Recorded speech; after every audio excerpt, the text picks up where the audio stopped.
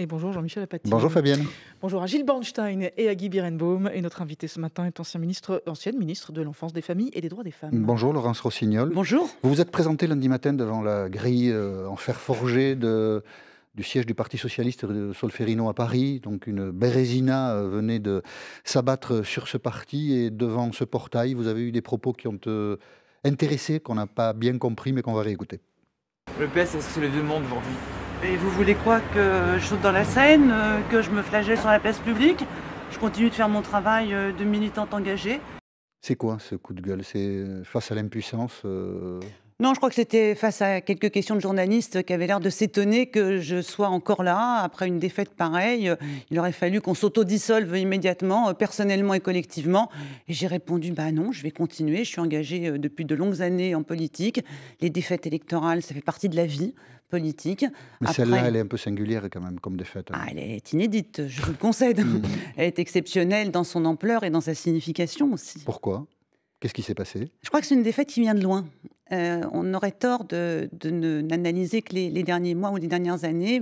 Je pourrais peut-être la faire remonter au moins au référendum européen sur le traité constitutionnel européen de 2005, où le Parti socialiste s'est scindé franchement en deux et où la position du Parti socialiste, qui était celle du oui, n'a pas été la position d'une bonne partie de nos électeurs également, puisque le non l'a emporté au référendum. Et on n'en a pas tiré les conséquences, on a remis la poussière sous le tapis et on a continué en avant comme avant. Et c'est peut-être aussi la sanction d'un parti qui était une belle machette, qui a été une belle machine électorale pendant de nombreuses années, qui s'arrangeait en fait à chaque fois dans son ambition électorale. Et là, 2012, c'est vraiment une occasion manquée. D'un double point de vue. D'abord parce que dans la désignation de la primaire de 2012, rien n'a été tranché. On n'a pas purgé les différences qui existaient. Et il n'y avait plus d'hommes assez forts comme était François Mitterrand pour rassembler toutes les gauches autour d'un projet commun. François Hollande était faible. Pour François Hollande. C'est-à-dire que... oui, il faut l'assumer comme ça. Oui, c'est peut-être. Je dis pas que l'homme est faible. Je dis que les conditions de l'élection, de la désignation de François Hollande n'ont pas été les conditions. Quand vous dites qu'il n'y a pas d'homme fort comme François Mitterrand, parce que François Hollande, c'est quand même un... Non, parce que François Mitterrand, il avait gagné sur un projet à l'époque, et qui était le rassemblement de la gauche. Qui était de devancer les communistes. Qui était de devancer les communistes, et puis sur une stratégie politique. Elles étaient claires, les stratégies entre la première gauche et la deuxième gauche. Et en 2012, les stratégies ne sont pas aussi clairement identifiées dans la désignation de la primaire. Donc on arrive au pouvoir en 2012 et toutes les divergences qui n'ont pas été traitées vont ressurgir tout au long du quinquennat. Et je crois que pour revenir au temps court, on a fait un peu de temps long, pour revenir au temps court, ce qui est la sanction de dimanche dernier, c'est à la fois pour nous, les socialistes, une sanction sur la manière dont on a gouverné, cette espèce d'obscénité que nous avons eue à étaler toutes nos divergences continuellement, les frondeurs qui caracolaient sur les plateaux, qui disaient en permanence du mal du gouvernement, il n'y avait même pas besoin que les autres s'en chargent, on faisait tout, on faisait tous les rôles, et c'est aussi une sanction contre la droite et la manière dont elle s'est opposée. Parce qu'on parle, et à juste titre... Ah oui, là on parle du Parti Socialiste. Oui, mais ce que je veux dire... La droite, on va la laisser tranquille là ce matin. Oui, mais c'est intéressant d'observer les deux. C'est-à-dire que c'est une défaite pour le Parti Socialiste, mais c'est aussi pour la droite un très mauvais résultat. Et d'une droite qui s'est opposée de manière systématique, très agressive pendant 5 ans. Et en fait, les électeurs n'ont pas considéré que c'était cette droite-là qui était aujourd'hui susceptible d'apporter au pays les réponses. Donc c'est une double sanction, et de la manière dont on a gouverné, et de la manière dont la droite s'est opposée. Et la sanction du candidat socialiste, on en parle? La sanction du candidat socialiste, là. Parce que la pire des sanctions, c'est... À la présidentielle? Oui. Oui. La sanction... vous voulez dire, Guy? Oui, c'est ça. D'accord. Je me souvenais plus de son nom d'un coup. Voilà. D'accord. Oui, on savait, quand on a désigné le candidat à la primaire, on savait que ce candidat, quel qu'il soit, ne gagnerait pas la présidentielle. Ah bon, vous saviez ça? C'était un peu écrit, oui. C'était écrit, voilà, faut être raisonnable. Si je vous entends, c'était écrit depuis très longtemps. Enfin, voilà, c'était écrit, vous avez raison. Il suffisait de nous demander, oui. Oui, parce que vous parliez tout à l'heure d'obscénité, au sujet notamment des frondeurs qui venaient s'étaler sur les plateaux. Qu'est-ce qu'il fallait faire? Il fallait mettre le doigt sur la couture du pantalon ou il fallait partir sans rien dire? Je pense qu'il fallait réguler. il fallait réguler en amont. Et il y a une responsabilité aussi collective de la part, dans notre méthode de gouverner et dans notre méthode d'être à l'Assemblée nationale. Et comme on avait cette espèce d'idée selon laquelle, en fait, tout le monde peut dire tout ce qu'il pense, on est tellement installé que ça n'a pas d'impact, et puis... Eh bien, ça a été extrêmement coûteux. Et ce que j'observe aujourd'hui, c'est qu'il n'y a pas de prime à ceux qui se sont opposés par rapport à ceux qui ont été loyaux. Tout le monde paye de la même façon ce quinquennat. Alors, l'ancien candidat à l'élection présidentielle qui s'appelle Benoît Hamon, mon cher Guy, on va l'écouter parler de la circonscription où se présente Manuel Valls.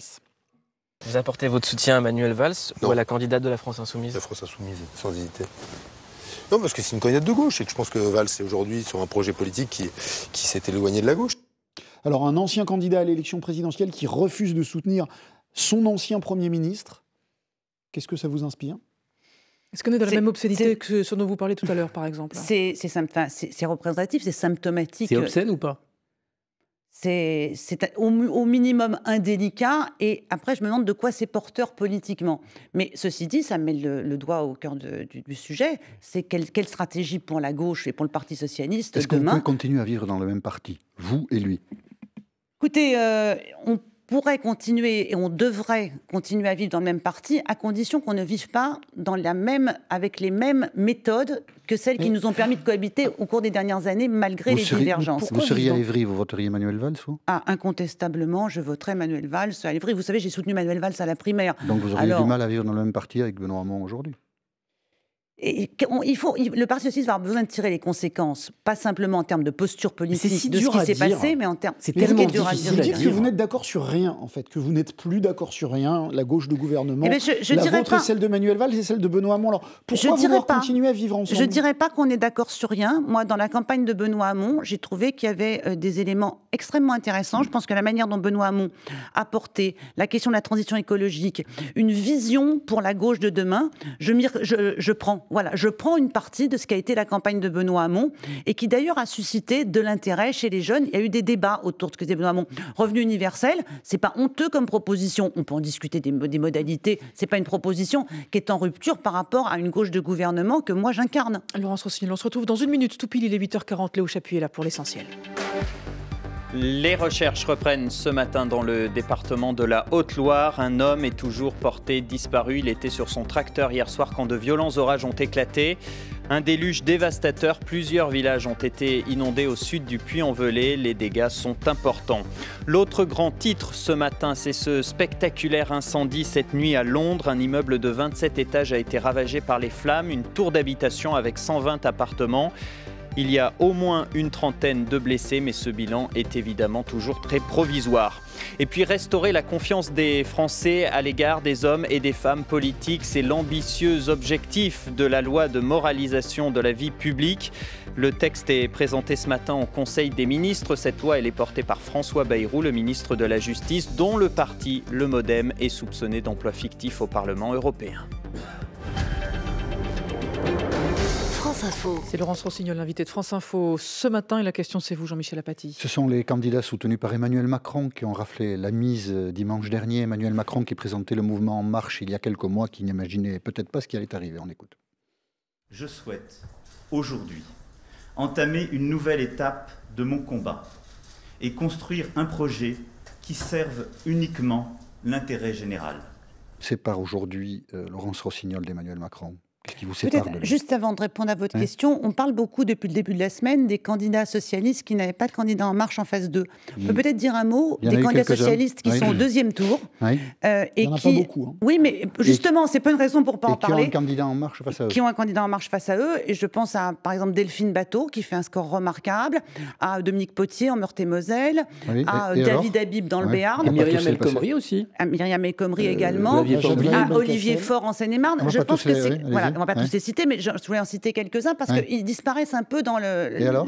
Et ces candidats-là, il faut qu'ils soient élus. Ah bon? Il faut qu'ils soient élus parce que les Français ont voulu donner dès dimanche dernier une majorité confortable à Emmanuel Macron. C'est cohérent. Voilà, ils ont choisi d'éviter la pagaille politique d'une quelconque cohabitation. Maintenant, sur le deuxième tour, il y a un autre enjeu. C'est fait, la majorité pour Emmanuel Macron, d'un certain point de vue. C'est de donner à la démocratie la diversité dont elle a besoin. La diversité dont elle a besoin, c'est d'avoir des députés de gauche, des députés socialistes. Je vais vous donner un petit exemple. Demain, on risque d'être dans une situation où il n'y aurait pas 60 députés de gauche pour saisir le Conseil constitutionnel. Oui, alors. Et alors, eh bien, écoutez, quand vous avez une majorité qui sera probablement très disciplinée, qui est la majorité d'Emmanuel Macron, et c'est bien qu'elle soit disciplinée, et que vous n'avez pas la corde de rappel, la garantie qu'est le Conseil constitutionnel pour réguler et corriger certains excès d'une majorité parlementaire. Je prends un exemple simple, la loi sur le terrorisme. On va faire court. Hein. Oui. J'arrive. La loi sur le terrorisme, qui peut être votée avec des dispositions qui seraient inconstitutionnelles. Et la droite, probablement, la votera. S'il n'y a pas 60 députés de gauche pour saisir le Conseil constitutionnel et corriger des excès du Parlement, on est dans une situation qui est démocratiquement... Il y aura 60 sénateurs. Il y aura des sénateurs. Il y aura des sénateurs, bien entendu. Il y a 60 sénateurs de gauche ? Je ne sais pas, parce que les effets de tout ça, il y aura probablement 60 sénateurs de gauche, mais voilà. Donc j'attire l'attention là-dessus, parce que j'appelle à voter pour les députés socialistes qui sont aujourd'hui... Qu'est-ce qui vous sépare d'Emmanuel Macron aujourd'hui ? Qu'est-ce qui me sépare d'Emmanuel Macron? En tant que président de la République, je suis comme tout le monde assez admiratif de son parcours de président, de la manière dont il occupe la fonction. J'ai beaucoup aimé le moment où il a répondu à Trump sur le climat. Quand on zappe sur CNN juste après son intervention et qu'on voit notre président de la République s'adresser en anglais au peuple américain, on est fiers d'être français et on est fiers de lui. Voilà, ça, c'est très clair. Après, il y a quand même, dans le programme politique et la diversité de sa majorité, ce que je dis à Emmanuel Macron, c'est qu'il est et de droite, il a créé une majorité et de droite et de gauche. Je vois bien les signaux et de droite. J'aimerais maintenant avoir quelques signaux et de gauche dans l'action de ce gouvernement et dans les textes qui seront soumis au Parlement. Dans la réforme du Code du travail qu'il propose, plus de liberté pour les entreprises, mais comment on fait plus de sécurité et moins de précarité pour les salariés. Donc j'attends les signaux et de gauche pour dire très exactement ce qui me sépare d'Emmanuel Macron. Tout le monde salue aujourd'hui l'intelligence d'Emmanuel Macron. Et pourtant, quelquefois, dans ses analyses, il a été, comment dirais-je, pas tout à fait très inspiré. C'est le 28 février, c'est pas vieux, le 28 février, à Angers. Emmanuel Macron parle des élections législatives qui vont suivre l'élection présidentielle. Et il dit une chose, impossible qu'un parti ait la majorité, on l'écoute. Mais est-ce que quelqu'un peut penser raisonnablement que, élu président, il aura une majorité présidentielle uniquement avec son parti? Moi, je n'y crois pas. Mais non seulement ça n'est pas possible, mais ça n'est pas souhaitable, parce que ce serait un hold-up. Voilà, un hold-up électoral, la majorité. Dans Marche, c'est un son retrouvé dans les archives de la campagne, parce qu'on parle beaucoup pendant une campagne par Camille Maestracci, qui fait partie de l'équipe de cette émission et qui a trouvé cette petite pépite. Donc c'est un hold-up quand un parti tout seul a la majorité. Marquez, ça rassure, on a été tellement nombreux à ne pas croire à radio qui disent des bêtises. Je me dis, bon, bah, lui non plus n'était pas totalement lucide sur son futur succès. On n'est pas les seuls. Premier couac gouvernemental hier, Gilles ? Oui, hier, premier couac gouvernemental avec Édouard Philippe qui recadre son garde des Sceaux. C'était à votre place. On va l'écouter. Quand on est ministre, on ne peut plus réagir comme quand on est un simple citoyen. Il se trouve que quand on est ministre, on n'est plus simplement un homme animé par ses passions ou par sa mauvaise humeur ou par son indignation. Je pense qu'il a parfaitement conscience de ça. Et ce matin, déjà hier soir, et à nouveau ce matin sur RTL, François Bayrou répond « Je dis ce que je veux ». En tout cas, pour moi, je ne sais pas vivre sans liberté de parole. Je ne sais pas vivre avec, comme on disait toujours, expression française, avec un bœuf sur la langue. Quand on pense qu'il y a des choses importantes à dire, il faut les dire. Alors, vous parliez de la solidarité gouvernementale un petit peu manquante dans le précédent gouvernement. Que vous inspire cet épisode ? Je regarde ça et je me dis, en fait, ça arrive aussi aux autres. C'est quelque part, c'est une toute petite consolation, c'est un peu mesquine, je vous le concède. Moi, je ne comprends pas tellement ce que dit François Bayrou, c'est-à-dire qu'on peut être 3 personnes dans la même journée, tantôt maire de Pau, tantôt citoyen, tantôt ministre. Moi, j'ai été ministre 3 ans. Du moment où j'ai chaussé les chaussures de ministre, j'ai compris que j'étais ministre à 100%, et quand je parlais, j'engageais le gouvernement et l'action collective. Voilà. Après, tout part, il faut le rappeler pour nos téléspectateurs et auditeurs, d'un coup de téléphone donné par François Bayrou à un enquêteur de Radio France. Vous n'avez jamais téléphoné à un journaliste pour engueuler, vous ?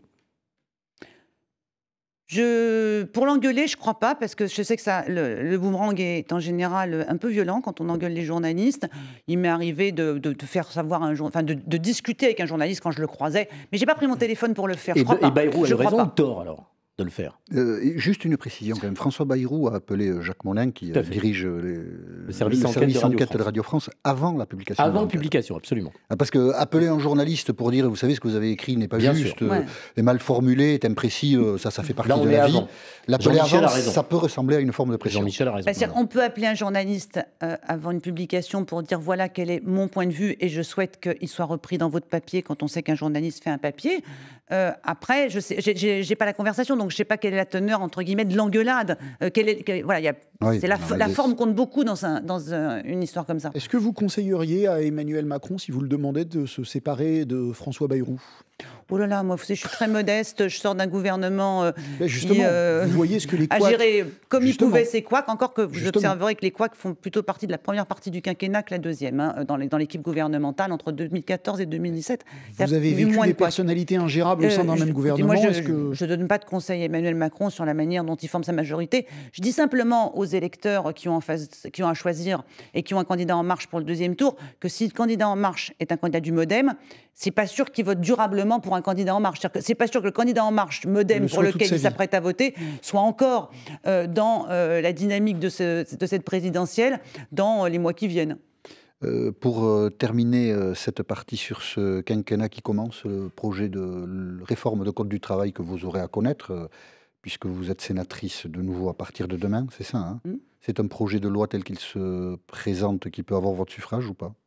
Écoutez, il y a deux sujets. C'est est-ce qu'on peut voter une loi d'habilitation? Et après, c'est quel est le contenu de la loi d'habilitation? Des ordonnances. Voilà, quel est le contenu des ordonnances de la loi d'habilitation? Merci de la précision. Est-ce qu'on peut voter une loi d'habilitation? Oui, si le contenu des ordonnances est totalement transparent, si on a les relevés de conclusion des syndicats, si la démocratie sociale s'est exprimée avant la démocratie parlementaire dans une perspective d'accélération du calendrier. Après, tout le sujet, c'est le contenu des ordonnances, et c'est ce que j'évoquais il y a un instant. Qu'est-ce qu'il y a comme mesure nouvelle pour lutter contre la précarité qui peut être induite par davantage de souplesse et de liberté dans les entreprises? Donc, quand on dit flexi-sécurité, flexi, oui, mais sécurité, là encore, je veux des signaux forts. Voilà. Et il est 8h50 sur France Info. On se retrouve dans une minute. Léo Chapuis est là. L'actualité, c'est d'abord l'incendie d'un immeuble cette nuit à Londres. Une tour d'habitation de 27 étages a été ravagée par les flammes. Un gigantesque brasier. Les images sont spectaculaires. Il y a au moins une trentaine de blessés, mais les secouristes britanniques redoutent un plus dramatique bilan. Plusieurs villages de Haute-Loire ont été inondés hier soir. De violents orages ont éclaté, notamment à Costaro et Landos, au sud du Puy-en-Velay. Les dégâts sont importants et surtout un homme est porté disparu. Il était parti sur un tracteur. La région Auvergne-Rhône-Alpes est en alerte orange. De nouveaux orages sont attendus cet après-midi. Et puis en football, les Bleus finissent la saison en beauté. Victoire de prestige hier soir, 3-2 en amical face à l'Angleterre. Le Stade de France a rendu un vibrant hommage aux victimes des attentats de Londres et de Manchester. France Info. Et Laurence Rossignol est avec nous ce matin sur France Info jusqu'à 9h. Question Jean-Michel Apathy. Donc devant les dirigeants socialistes se trouve cette tâche complexe, reconstruire un parti socialiste. Il faut en reconstruire un? Il faut abandonner l'étiquette, il faut tourner la page complètement. Vous avez des idées ou pas encore, Laurence Rossignol? Oui, moi j'ai quelques idées. Oui, il faut reconstruire un parti socialiste. Oui, il faut reconstruire une force de gauche de gouvernement réformiste, progressiste. Elle est indispensable, ne serait-ce que pour rassembler à un moment donné la gauche. Ça, c'est la première chose. Après, ce qui est clair, c'est que le parti d'Épinay a vécu. Et c'est pas pour autant que le Parti socialiste a vécu. Et les histoires de marketing viendront après. Comment on l'appelle, ça viendra après. Voilà, c'est pas le sujet. Après, comment on fait? Comment on fait avec ce que vous évoquiez tout à l'heure, de la difficulté de cohabiter? D'abord, il faut arrêter de régler les comptes de l'autre. Moi, j'étais frappée pendant les derniers mois sur à quel point, aussi bien d'ailleurs d'une partie de la gauche gouvernementale, il fallait régler le sort de la gauche du parti, et du côté de la gauche du parti, il fallait purger la gauche gouvernementale. La primaire en a été un excellent exemple. La désignation de Benoît Hamon contre Manuel Valls est le signe d'une revanche. Donc il faut sortir des revanches, il faudrait essayer d'en être capable. Et puis ensuite, il faut aussi identifier ce qui a été sanctionné dans ce qu'on est. pas simplement dans ce qu'on fait. Parce que dans ce qu'on fait, 300 000 emplois créés au cours de la dernière année, notre bilan est plutôt bon de ce point de vue-là. Ce qu'on est, ça veut dire quoi? Ce qu'on est, c'est la manière dont on se comporte. Moi, je serais assez favorable à ce qu'on mette en place une direction transitoire dans les mois à venir, qui soit faite de gens qui n'ont pas d'ambition personnelle présidentielle. Mais oui, pourquoi c'est important? Ce parti, écoutez, il y a 4 Comment mois... vous voulez faire de la politique sans avoir d'ambition personnelle? Non, mais on peut avoir des ambitions personnelles, si vous voulez, mais tous ces gens qui veulent soit être candidats à la présidentielle, soit constituer leur écurie présidentielle, soit mettre la main sur l'appareil pour être désignés à une élection quelconque, européenne, je ne sais laquelle. Ces gens-là, pendant des années, et je te dis, ces gens-là, c'est nous. Voilà, c'est nous. Pendant des années, on... comment dire, abîmer la vie collective d'un parti politique. Le temps n'est pas... Il y a 3 mois, 6 mois, on discutait des positionnements des unes, des uns, des autres, qui en 2022, etc. La semaine prochaine, les élections législatives seront terminées, pas de séquence électorale avant plusieurs mois. Est-ce que la semaine prochaine, il faut que la direction sortante démissionne? Est-ce qu'il faut mettre...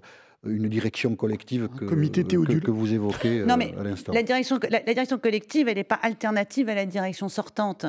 Elle est pour moi, c'est un changement de mentalité pendant un temps donné. Et après, on reprend les bonnes habitudes. Mais on ne reprend jamais les choses, on reprend jamais les choses comme on les a laissées. Il ne peut pas y avoir quelque chose de neuf sur de l'ancien, non? Si, il peut y avoir quelque chose de neuf sur de l'ancien comme ça. Je dirais, est-ce qu'il ne faut pas se débarrasser, pardon du terme, de la direction actuelle pour en remettre une autre de toute façon, même si elle est provisoire? Qui aujourd'hui, et c'était ça à cet instant, est légitime? Et c'était ça ma question suivante. La personne dont vous parlez, c'est l'Arlésienne, elle n'existe pas, si? Mais c'est vrai que je ne parle pas d'une personne. Je ne parle pas d'une personne. Qui aujourd'hui est légitime? Est-ce qu'on voit, j'entends bien la discussion, c'est est-ce que Jean-Christophe Cambadélis doit partir tout de suite, demain ou après-demain, ou est-ce qu'il doit assurer une transition? Si on avait un candidat pour être dirigeant du PS qui s'impose, qui fasse l'unanimité, ça se saurait. Or, ce candidat n'existe pas. Et toute discussion aujourd'hui qui va se concentrer sur les personnes va encore nous empêcher de régler et d'avancer sur les questions de fond. Donc, il faut une direction qui soit non pas destinée à avoir un débat abstrait, mais qui a une liste de tâches d'un certain point de vue. Voilà ce qu'elle a à faire. J'entends qu'il faut vous mettre sous tutelle, en fait, l'espace d'un instant. Mais on va se mettre nous-mêmes. Il faut que nous soyons nous-mêmes notre propre tutelle.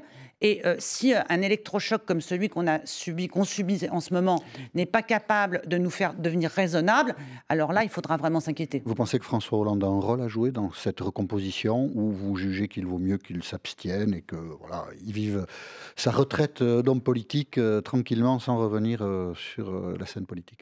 Je pense que rien n'empêchera François Hollande de distiller ses conseils à ses amis, d'avoir toujours des visiteurs du soir et de donner son point de vue sur quel devrait être l'avenir du Parti socialiste. C'est une bonne chose ou pas, ça? C'est la vie. Voilà, c'est le réel. D'accord. Est-ce qu'il y a un problème de génération? Des gens comme vous, je ne veux pas du tout être désagréable. Parce que... Mais non, on a à peu près le même âge, Jean-Michel. Voilà, j'allais le dire un peu comme ça. Il y a 30 ans que vous militez. Est-ce qu'il faut passer la main à une nouvelle génération? Est-ce qu'il faut faire cet effort-là? Donner, voilà, il y a des gens qui ont 35, 40 ans, qu'on connaît, qui ont été ministres. Est-ce qu'il faut leur dire, maintenant, c'est votre histoire et ça n'est pas la nôtre? D'abord, le changement de génération n'induit pas forcément un changement de pratique.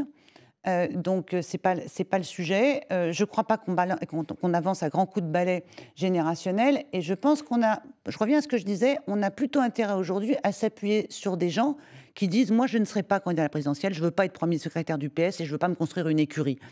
Sur la jeune génération, il y a beaucoup plus d'ambition, et c'est bien normal, et d'ambition personnelle.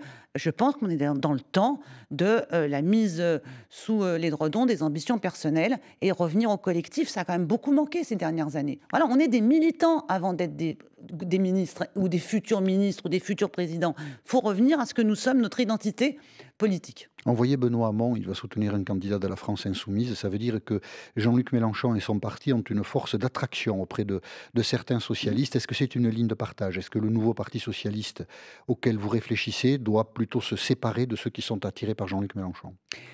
L'idée quand même, c'est de se séparer de ne se séparer de personne. Et c'est valable aussi bien pour ceux qui... L'idée, c'est de se séparer de personne. Vous avez dit, vous avez dit au début de l'émission, on est mort de nos confusions, du fait qu'on a voulu faire vivre ensemble des gens qui n'avaient plus rien à voir. Donc vous êtes contradictoire. Non, mais quand je dis séparer de personnes, je pense que c'est pas les chasses aux sorcières et les exclusions qui vont nous permettre. Je ne crois pas que le parti se renforce en s'épurant. Et je le dis aussi bien à l'égard des amis de Benoît Hamon qu'à l'égard des autres. Après, moi je pense que c'est dans le réel. Aujourd'hui, on discute de manière abstraite. Qu'est-ce que devrait être un programme du PS ? On va rentrer dans une séquence, le Parlement va reprendre, les lois vont venir, on va